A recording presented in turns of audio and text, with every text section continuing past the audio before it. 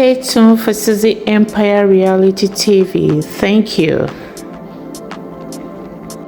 I just said, oh my God, and I started sprinting. A terrifyingly different type of run for Terrence Williams. Yeah, so I am a runner. I love to run. The 35-year-old says he was exercising on a trail in between Singing Hills and Glendale Parks in Oak Cliff on Monday, November 18th, when a stranger who asked him for directions on the trail the day before approached him again. And he looked at me and he said, this is going to be the last day that you see me. And it was confusing and I didn't know what it meant, so I just said, okay, and I kept walking. He says it quickly turned even more bizarre. He kind of went behind the bushes, came out, went behind the bushes, came out again. And when he came out the second time, he had a mask pulled up over his face, covering half of his face, with his hand in his left pocket. And that's when he was like really briskly approaching me. Approaching with a weapon. But then he pulled out the gun and I screamed and ran. Williams was shot in his right hip.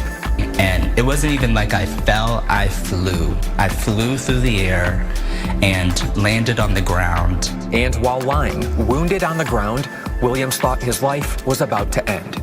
He got to me, he stood over me, he put the gun out over my face. It was pointed in my face and I was just looking up at him. And he said, you're not dead, don't pretend to be dead, but you're going to be dead now. And like a headshot, just fired 2 shots.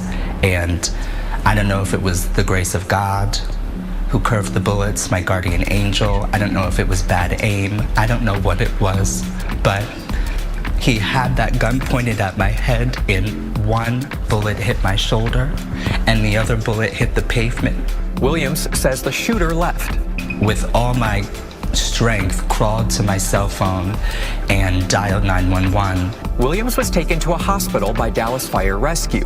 Dallas Police Department says no arrests have been made. Was he watching me? Was he targeting me? Williams says he'll never forget the look of the gunman's eyes. They were just big and enraged and just angry, and his speech was kind of slurred and slow. For now, he's too scared to return home to his neighborhood. And overwhelmed by the thought of being face to face with a gunman. I think that I'm still here for a reason. I think I still have a purpose.